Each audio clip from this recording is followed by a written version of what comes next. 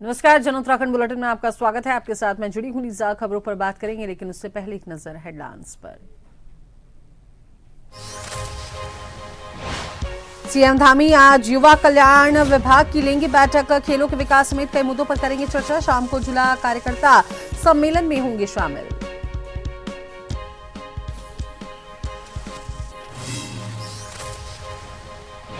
उत्तराखंड में नया शिक्षा मॉडल लागू। मदरसा बोर्ड हुआ समाप्त। मॉडर्न शिक्षा से जुड़ेंगे अल्पसंख्यक संस्थान। विद्यार्थियों को बांटी एनसीईआरटी की किताबें।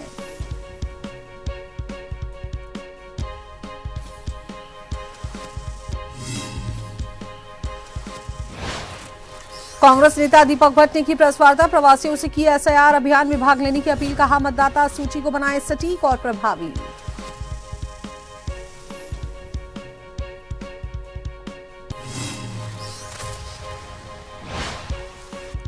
हरिद्वार में कांवड़ मेले की तैयारियां जोरों पर। डीएम ने अधिकारियों को दिए सख्त निर्देश। कहा 25 जुलाई तक पूरी हों सभी व्यवस्थाएं।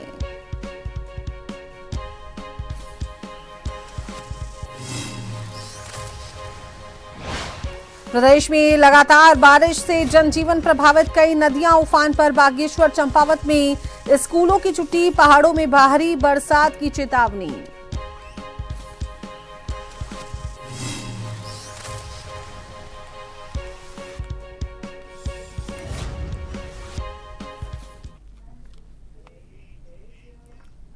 मुख्यमंत्री पुष्कर सिंह धामी ने आज देहरादून में मानसून पूर्व तैयारियों पर राज्य स्तरीय मॉक ड्रिल में भाग लिया, जिसके बाद दोपहर 12:30 बजे सचिवालय में खेल एवं युवा कल्याण विभाग की बैठक बुलेंगे, जिसमें अधिकारियों से विभिन्न बिंदुओं के संबंध में विचार विमर्श आज वो करने वाले हैं। शाम 4 बजे मुख्यमंत्री धामी श्यामा प्रसाद मुखर्जी की 125वीं जयंती के अवसर पर आयोजित देहरादून महानगर जिला कार्यकर्ता सम्मेलन में प्रतिभाग करेंगे।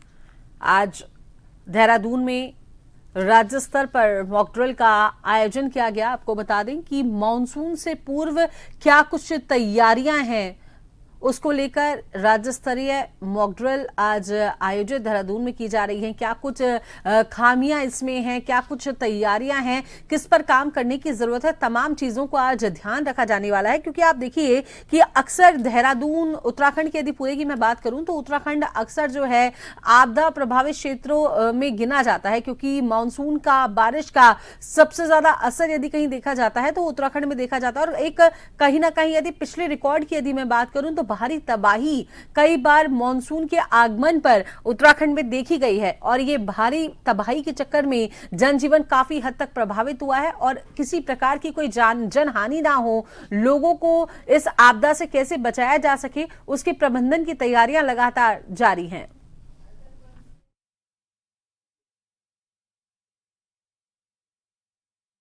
तो वहीं खबर पर विस्तार से जानकारी साझा करने के लिए उत्तराखंड से हमारे साथ ब्यूरो चीफ श्रीनिवास पंत हमारे साथ फोन लाइन पर हैं। श्रीनिवास जी, मॉक ड्रिल का आयोजन किया जा रहा है, क्या कुछ आज के मुख्यमंत्री के कार्यक्रम प्रस्तावित हैं, क्या कुछ अपडेट है?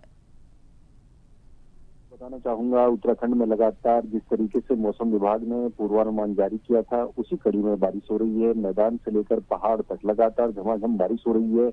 और पहली जो मानसून की बरसात है, उसी में जिस तरीके से घाट गजरे और नदियां उफान पर हैं, वो एक चुनौती भी है और किसानों के लिए राहत की खबर भी है, क्योंकि धान की फसल के लिए, सेब की फसल के लिए बारिश बेहद जरूरी थी। इससे लेकर के राज्य सरकार लगातार अप्रैल के महीने से ही अपनी मॉक ड्रिल की तैयारियों को अंतिम रूप दे रही थी, ताकि बरसात के दरमियान ड्रेनेज सिस्टम कैसे काम करेगा, एसडीआरएफ कैसे काम करेगी, राज्य आपदा कंट्रोल रूम, जिला आपदा कंट्रोल रूम के साथ कैसे समन्वय बनाएंगे, जिला प्रशासन किस प्रकार की तैयारियां करेगा, अलर्ट सिस्टम कैसा काम करेगा, वेदर रिपोर्टिंग कैसे होगी, इसको लेकर के आईटी पार्क में जो मौसम केंद्र है वहां पर जाकर के मुख्यमंत्री की टीम पहुंची है। मुख्यमंत्री खुद अगुवाई करते हुए पहुंचे हैं। मॉक ड्रिल आज 10 स्थानों पर की जा रही है। राजधानी देहरादून समेत प्रदेश के 10 स्थानों पर मॉक ड्रिल है। अगर कहीं पर किसी तरीके की आपदा आती है तो उस दरमियान राज्य सरकार राहत और बचाव का कार्य कैसे करेगी, इसको लेकर मॉक ड्रिल हो रही है। जहां तक मुख्यमंत्री का कार्यक्रम का सवाल है जी, इसके बाद मुख्यमंत्री आज खेल और युवा कल्याण विभाग की समीक्षा बैठक भी राज्य सचिवालय में करने वाले हैं। खेल और युवा कल्याण विभाग में किस तरीके से खेल नीति के तहत अब तमाम प्रशिक्षित जो बेरोजगार युवक युवतियां हैं उनको समायोजित करने के लिए क्या प्रक्रिया बनाई जा सकती है, कैसे नीति बनाई जा सकती है, इसको लेकर के मंथन किया जाएगा, समीक्षा की जाएगी। इसके अलावा श्यामा प्रसाद मुखर्जी की 125वीं जयंती के मौके पर भी आज कार्यक्रम किया जाएगा। महानगर अध्यक्ष की अगुवाई में भारतीय जनता पार्टी की देहरादून महानगर इकाई की ओर से जो कार्यक्रम स्थापित है, उस कार्यक्रम में बतौर मुख्य अतिथि के रूप में मुख्यमंत्री पुष्कर सिंह धामी आज शिरकत करने वाले हैं और वहां पर अपने कार्यकर्ताओं को संबोधन भी करेंगे। जी, बहुत बहुत शुक्रिया श्रीनिवास जी, तमाम जानकारी साझा करने के लिए, जुड़ने के लिए।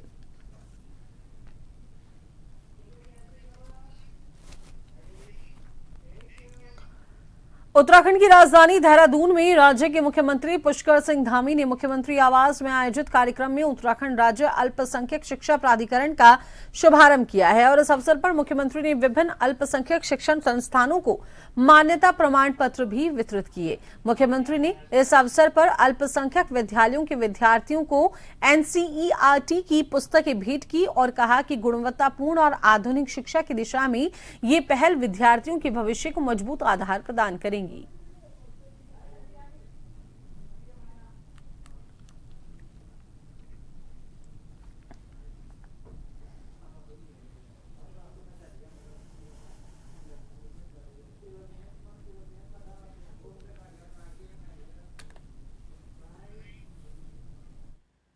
आज अल्पसंख्यक शिक्षण संस्थान इसके द्वारा आज मान्यता वाले शिक्षण संस्थानों को मान्यता प्रमाण पत्र देने का ये आज कार्यक्रम यहाँ पर हुआ और सभी वर्गों के बच्चों को अच्छी शिक्षा मिले, गुणवत्तापूर्ण शिक्षा मिले, आधुनिक शिक्षा मिले, आने वाले हमारे सभी बच्चे संस्कारवान बने, ज्ञानवान बने, विद्यावान बने, उसके निमित्त अल्पसंख्यक शिक्षा का प्राधिकरण बनाया गया है और वो एक ऐसी व्यवस्था है जिसकी शुरुआत देवभूमि उत्तराखंड से हो रही है। प्रदेश भर में चल रहे एसआईआर अभियान के तहत कांग्रेस नेता दीपक भट्ट ने प्रेस वार्ता कर प्रवासी मतदाताओं से अभियान में सक्रिय रूप से भाग लेने की अपील की है। उन्होंने कहा कि जिन प्रवासियों के मतदाता पहचान पत्र अन्य राज्यों में दर्ज हैं, वे अपने पैतृक गांव में मतदाता पंजीकरण कराएं। इससे पर्वतीय क्षेत्रों में मतदाताओं की संख्या बढ़ेगी और विधानसभा क्षेत्रों की सीटों पर पड़ने वाले प्रभाव को कम करने में मदद मिलेगी।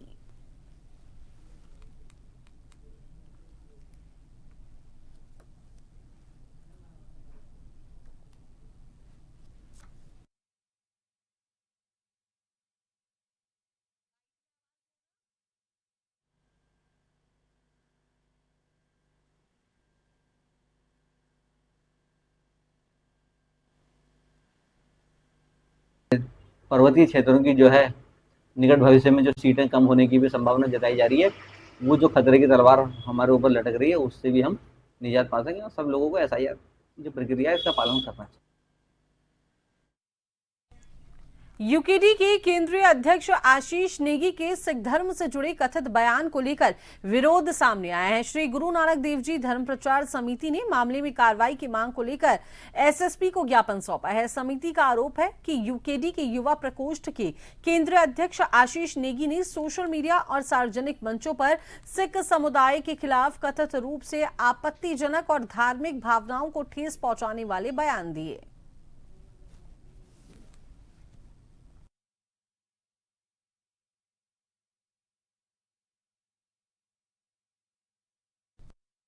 उत्तराखंड प्रदेश है, बहुत ही अच्छा प्रदेश है। यहाँ सभी छत्तीस बिरादरी के लोग मिलजुल के रहते हैं, लेकिन कुछ लोग जो है अपने राजनीति चमकाने के चक्कर में इस प्रदेश की हवा को धूमिल करना चाहते हैं और वो उल्टे सुलटे बयान दे रहे हैं, कभी किसी के खिलाफ। अब उन्होंने बयान दे दिया शीश नेगी ने सिख समुदाय के खिलाफ।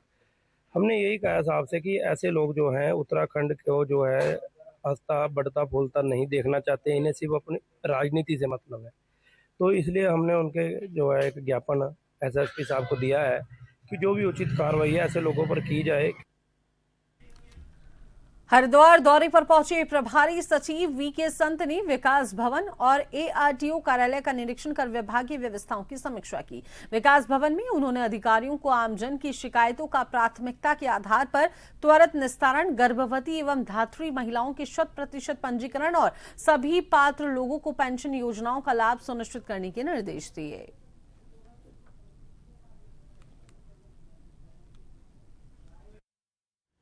माननीय मुख्यमंत्री जी का एक इनिशिएटिव है कि हर जिले का एक प्रभारी सचिव बनाया जाए और वो जो प्रभारी सचिव हो वो केवल अपना ही जिला ना देखे, अपना ही विभाग ना देखे, बाकी विभागों की समीक्षा करे। तो उसी के क्रम में आज मैं यहाँ हरिद्वार जिले में एज प्रभारी सचिव मैंने लगभग सभी विभागों की समीक्षा की है। मोर और लेस अच्छा, सेटिस्फैक्ट्री, बहुत अच्छा प्रदर्शन है सभी विभागों का। कहीं कहीं कुछ समस्याएं हैं, जैसे मेडिकल विभाग में कुछ डॉक्टर्स की कमी है, टीचर्स की कुछ कमी है, तो वो हम लोग अपनी रिपोर्ट के माध्यम से सूचित करेंगे और उस पर जो भी उचित कार्रवाई होगी संबंधित विभाग उस पर कार्रवाई करेगा। देहरादून के कोरोनेशन अस्पताल में जिलाधिकारी डॉक्टर आशीष चौहान के औचक निरीक्षण में स्वास्थ्य व्यवसायों की जो व्यवस्थाएं थी उसकी गंभीर खामियां सामने आई हैं। जो स्वास्थ्य से जुड़ी व्यवस्थाएं हैं, गंभीर खामियां उसमें देखी गई। आईसीयू में एसी बंद मिला, वार्डों में गंदगी मिली, रजिस्टर अधूरे और मरीजों को फटे कंबल दिए जाने पर डीएम ने कड़ी नाराजगी जाहिर की। उन्होंने जिम्मेदार अधिकारियों के खिलाफ कार्रवाई के निर्देश देते हुए सीएमओ और सीएमएस की संयुक्त समिति से तत्काल रिपोर्ट तलब की है। निरीक्षण के दौरान एक लावारिस गंभीर मरीज को तत्काल उपचार भी दिलाया गया। डीएम ने अस्पताल की सभी व्यवस्थाएं शीघ्र सुधारने के सख्त निर्देश दिए हैं।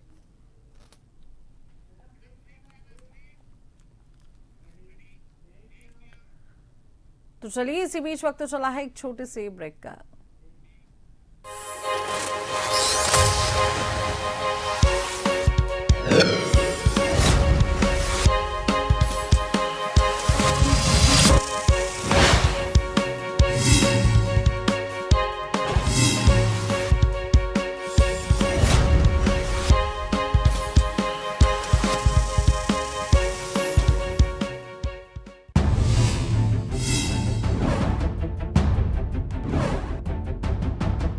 सूरतगढ़ से अज्ञात वाहन की टक्कर से बाइक सवार की मौत हो गई है। नेशनल हाईवे 62 पर 15 एसजीआर के पास ये पूरा हादसा हुआ है। सदर थाना पुलिस ने शव को मोर्चरी में रखवाया है।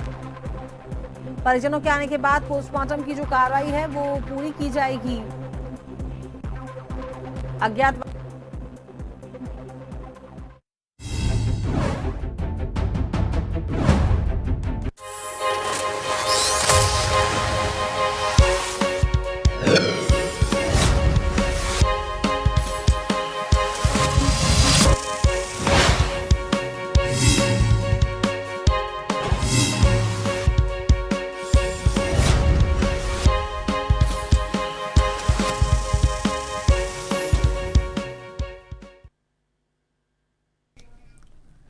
ब्रेक के बाद स्वागत है। खबरों के सिलसिले को आगे बढ़ाते हैं। तो आगामी कावड़ मेले की तैयारियों को लेकर जिलाधिकारी मयूर दीक्षित की अध्यक्षता में जिला कार्यालय सभागार में समीक्षा बैठक आयोजित की गई और बैठक में वरिष्ठ पुलिस अधीक्षक नवनीत सिंह भुल्लर सहित विभिन्न विभागों के अधिकारी मौके पर मौजूद रहे। जिलाधिकारी ने कहा कि कावड़ मेले को सुगम, सुव्यवस्थाएं, सकुशल संपन्न कराने के लिए सभी विभागों को निर्देश दिए गए हैं कि कावड़ मेले से जुड़ी सभी व्यवस्थाएं हर हाल में 25 जुलाई तक पूरी कर ली जाएं। इस वर्ष कावड़ मेला 30 जुलाई से 11 अगस्त तक आयोजित होगा और बैठक के दौरान यातायात व्यवस्था, सुरक्षा प्रबंधन, भीड़ नियंत्रण, पार्किंग व्यवस्था, संवेदनशील एवं अति संवेदनशील स्थलों पर विशेष सुरक्षा प्रबंधन, साथ ही सीसीटीवी निगरानी, बैरिकेडिंग, आपदा प्रबंधन तथा आपातकालीन सेवाओं की तैयारियों पर विस्तार से चर्चा की गई।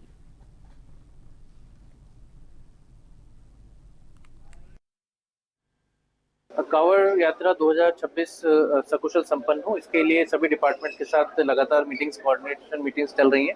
आज पुलिस विभाग के समस्त अधिकारीगण और लाइन डिपार्टमेंट्स के अधिकारीगणों के साथ बैठक की गई है। सेक्टरवार समीक्षा भी की गई है जहां जहां पर कार्य किया जाना है। क्योंकि एनएच के कई कार्य चल रहे हैं, कुंभ मेले के कई कार्य चल रहे हैं, उसके साथ कांवड़ यात्रा को भी सकुशल संपन्न कराने के लिए भले वो पीडब्ल्यूडी हो, बिजली, पानी, नगर निगम, पूर्ति डिपार्टमेंट सभी को साथ, और साथ ही मानसून भी हमारा एंटर कर चुका है। तो इन सभी चैलेंजेस को देखते हुए कांवड़ मेला सकुशल संपन्न बनना, उसके बारे में चर्चा की गई है। अब कुछ सप्ताह ही बचे हैं जो श्रावण मास है उसके शुरू होने में, और इस संबंध में जो डिस्ट्रिक्ट की टीम है इसमें जिलाधिकारी महोदय की अध्यक्षता में एक मीटिंग हुई जिससे कि जितने भी संबंधित विभाग हैं उनको बुलाया गया था और सारे एसएचओ, सीओ और एडिशनल एसपी और रेडियो, फायर, एलआईयू सारे ऑफिसर्स आए थे। तो उसमें ये था कि सारे सब इंस्पेक्टर्स को और थानाध्यक्षों को ये बोला गया था कि ये अपनी तैयारी करके आएंगे कि उनके क्षेत्र में कहाँ कहाँ व्यवस्था की आवश्यकता है और कहाँ कहाँ दिक्कतें आने की संभावना है, जहाँ पे कि अभी से कार्य करके उसे दुरुस्त किया जा सकता है। तो सारे थानाध्यक्ष उसकी होमवर्क करके आए। सीताबनी मार्ग पाटकोट के समीप एक कार अचानक अनियंत्रित होकर पेड़ से जा टकराई और घटना के बाद कार में सवार 4 युवक गंभीर रूप से घायल हो गए, जिन्हें 108 की मदद से उपचार के लिए रामनगर के सरकारी अस्पताल लाया गया। घायलों के संबंध में जानकारी देते हुए रामनगर सरकारी अस्पताल के चिकित्सक डॉक्टर हर्ष ने बताया कि अंकित रावत, अमन वर्मा, अंकित कुमार जो कि काशीपुर के रहने वाले हैं, उन्होंने बताया है कि चारों घायलों का उपचार करने के बाद अंकित रावत और अमन की हालत गंभीर होने के चलते उन्हें हायर सेंटर रेफर कर दिया गया है। घटना की जानकारी कोतवाली पुलिस को दे दी गई है। मामले में पुलिस भी जांच पड़ताल कर रही है।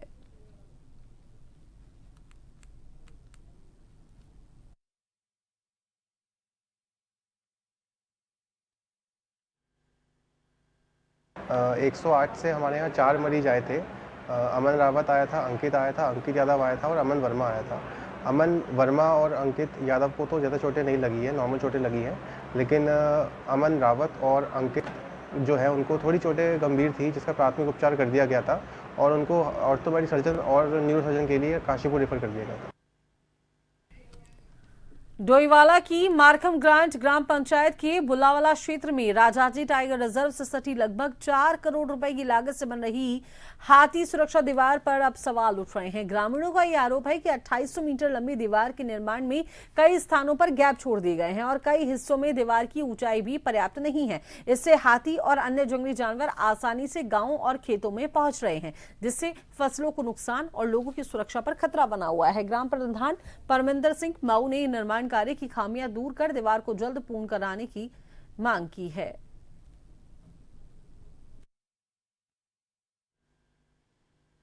हमारी सरकार द्वारा बहुत ही अच्छा निर्णय ये लिया गया था हमारे जो काश्तकार हैं उनके लिए कि उनकी फसलों को जंगली जानवरों द्वारा बचाया जा सके, लेकिन वन विभाग और पीडब्ल्यूडी विभाग इनकी दोनों की मिली भगत है और इन्होंने देखिए आप मेरे पीछे ये सारी जगह जगह छोड़ छोड़ कर बनाई जा रही है दीवार, और इससे क्या हो रहा है कि हाथी और जंगली जानवर फिर लोगों के खेतों में जा रहे हैं, उन्हें नुकसान कर रहे हैं और क्षेत्रवासियों को जान माल का भी बहुत खतरा इसमें हो रहा है। मैंने इस मुद्दे को कई बार उठा दिया, लेकिन ये बिल्कुल भी काम करने को तैयार नहीं है और जब तक ये कार्य नहीं करेंगे हम इसकी जांच करवाएंगे। और मेरा सबसे यही विनम्र निवेदन है कि इस विषय पर सभी लोग एकत्र हों और यहाँ पर आएं ताकि लोगों की समस्याएं देख लें, और क्योंकि इतने करोड़ों रुपए का मुझे नहीं लग रहा है कोई ग्रामवासियों को इसका फायदा दिखाई नहीं देता है होता हुआ।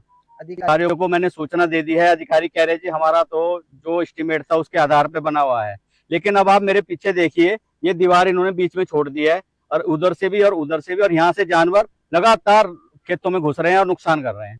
इस वक्त जो हम मौजूद है बुल्लावाला मारखम ग्राम पंचायत में मौजूद है और आप मेरे पीछे देख सकते हैं यहाँ पे जो ग्रामीण है लंबे समय से जो हाथियों की आमद और जंगली जानवरों की आमद, जो रामगढ़ रेंज है जंगल है उससे यहाँ पर लगातार हाथी और जंगली जानवरों की आमद हो रही थी। ग्रामीण जो है लंबे समय से इससे निजात पाने की मांग करते आ रहे थे। यहाँ पर जो है हाथी सुरक्षा दीवार बनाई गई है, करोड़ों रुपए की लागत से यह दीवार बनी है, पर जो करोड़ों रुपए की लागत से यह दीवार बनी है वो करोड़ों रुपए कहीं ना कहीं जो है पानी में गए हुए नजर आ रहे हैं, क्योंकि ये दीवार बनने का फायदा जो है ग्रामीणों को और किसानों को कहीं भी होता नजर नहीं आ रहा है, क्योंकि जगह जगह जो दीवार है वो छोड़ दी गई है, आधी अधूरी बना करके छोड़ दी गई है बीच में से, और जहां से जो है जंगली जानवर लगातार आबादी क्षेत्र में आ रहे हैं और किसानों की फसलों को लगातार तबाह कर रहे हैं। आलम यह है कि किसानों ने कई जो किसान है उन्होंने अपनी खेती को जो जमीन है उसे ऐसी छोड़ा हुआ है, खाली छोड़ी है, बंजर जमीन छोड़ दी है, क्योंकि जो जंगली जानवर है लगातार उनकी फसलों को जो है तबाह कर रहे हैं। अब देखने वाली बात ये होगी कब ये कार्य पूरा होता है या ये करोड़ों की लागत से जो दीवार बनी है ये ऐसी आधी अधूरी बनी रहेगी। फिलहाल जन टीवी के लिए डोईवाला से आशीष।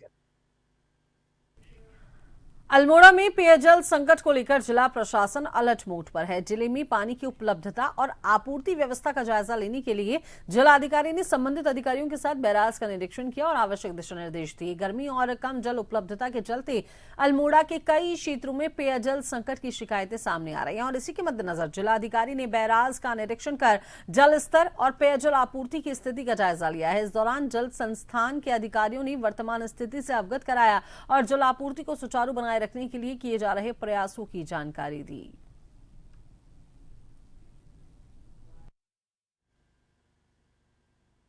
तो सारे पहाड़ जितने भी जले हुए पहाड़ होते हैं वो भी सब नदी में ड्रॉप करते हैं और कहीं पे लूज सॉइल होती है वो भी नदी में आती है, तो अचानक नदी की टर्बिडिटी बढ़ जाने से जो है हमारा प्लांट का जो प्रोडक्शन होता है वो ड्रॉप करना पड़ता है। तो कई बार अगर हम लोग एग्जाम्पल के लिए 100 लीटर पानी पैदा करते हैं तो हमारा प्रोडक्शन उस दिन एक सर्टेन डे 40 लीटर या 50 लीटर भी होता है। तो उस दिन हम लोग रोस्टिंग के माध्यम से, जैसे किसी के घर पे अगर 1 घंटे की सप्लाई है तो हम 15 मिनट की सप्लाई को कट करके इस तरीके से पूरे शहर को मैनेज करने की कोशिश करते हैं। और बरसातों में स्टार्टिंग की बरसात में तो ये दिक्कत आती है, लेकिन फिर लेटर ऑन जब पानी हमारे पास ठीक रहता है, हम पूरा प्रोडक्शन करते हैं, तो ये व्यवस्था अपने आप सुचारू हो जाती है। उत्तराखंड में मानसून ने रफ्तार पकड़ ली है। लगातार तीसरे दिन बारिश से जनजीवन प्रभावित नजर आया। प्रदेश की 4 प्रमुख नदियां उफान पर हैं। कई इलाकों में भूस्खलन और जलभराव की स्थिति देखी गई है। पहाड़ी जिलों में भारी से बहुत भारी बारिश का अलर्ट जारी किया गया है। बागेश्वर में एहतियात के तौर पर स्कूल बंद कर दिए गए हैं। प्रशासन ने इसके आदेश जारी कर दिए हैं। प्रशासन ने अपील की है कि नदी नालों से दूर रहें, अनावश्यक यात्रा करने से बचें। बारिश से पहाड़ों में खतरा बढ़ा है। प्रशासन और राहत एजेंसियां लगातार अलर्ट मोड पर काम कर रही हैं। अगले 24 घंटे की यदि बात की जाए तो उत्तराखंड में भारी से भारी बारिश होने की संभावना है। मौसम विभाग ने हाई अलर्ट जारी किया है।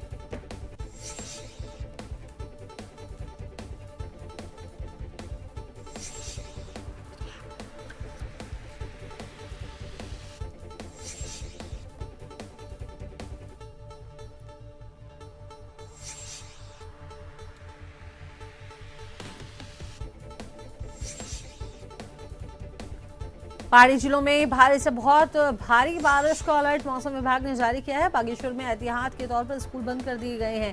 प्रशासन ने स्कूलों को बंद करने के आदेश जारी किए हैं ताकि किसी प्रकार की कोई जनहानि ना हो, कोई दुर्घटना ना हो।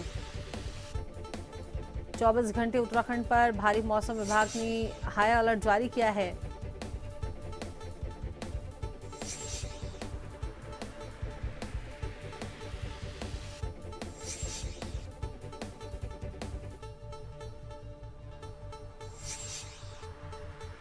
खबर पर विस्तार से जानकारी साझा करने के लिए देहरादून से हमारे साथ संवाददाता यशदीप आर्य फोन लाइन पर हैं। यशदीप, क्या कुछ मौसम की खबर है, क्या कुछ अपडेट है?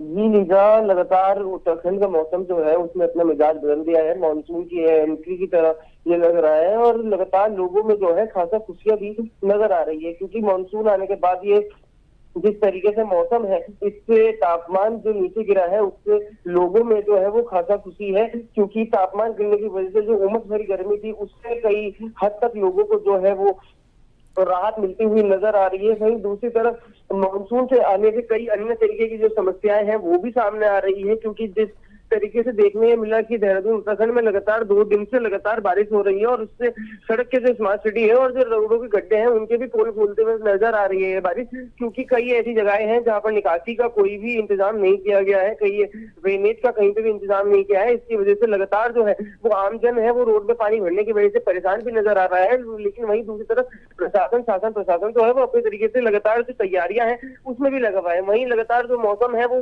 खराब ही नजर आ रहा है, मानसून की से माना जा रहा है और उत्तराखंड जो है एक भौगोलिक परिस्थिति वाला क्षेत्र है, इसके लिए मौसम विज्ञान जो है वो लगातार सचेत पर लगा हुआ है, वह आपदा प्रबंधन के साथ मिलकर लगातार मॉनिटरिंग करते हुए नजर आ रहा है। वहीं दूसरी तरफ बात करें तो मौसम को लेकर आपदा प्रबंधन भी है जो लगातार तैयारियों में लगा हुआ नजर आ रहा है। जी लीजा, बहुत बहुत शुक्रिया यशदीप तमाम जानकारी साझा करने के लिए, जुड़ने के लिए। उत्तराखंड में लगातार तीसरे दिन सभी जिलों में बारिश का दौर जारी है। मौसम विभाग ने देहरादून, टिहरी, पौड़ी, नैनीताल और बागेश्वर जिलों के लिए ऑरेंज अलर्ट जारी किया है। इन जिलों में कहीं कहीं भारी से बहुत भारी बारिश हो सकती है। बागेश्वर और चंपावत में 12 तक के स्कूलों की छुट्टी कर दी गई है। वहीं हरिद्वार, उत्तरकाशी, रुद्रप्रयाग, चमोली जिलों में भारी बारिश को लेकर येलो अलर्ट जारी किया गया है। राज्य के अधिकांश हिस्सों में हल्की से मध्यम बारिश और गर्जन के साथ बौछार पड़ने के आसार हैं। मौसम विभाग के अनुसार पर्वतीय जिलों में कुछ जगहों पर गर्जन के साथ आकाशीय बिजली चमक सकती है और साथ ही बारिश के अति तीव्र से अत्यंत तीव्र दौर आने की संभावना है। हरिद्वार और उधम सिंह नगर में भी गर्जन के साथ बिजली चमकने का अनुमान है। इससे पहले बुधवार को देहरादून में लगातार दूसरे दिन सपना नदी और पिथौरागढ़ में काली नदी उफान पर रही। वहीं मंदाकिनी और अलकनंदा नदियों का जलस्तर भी बढ़ने लगा है।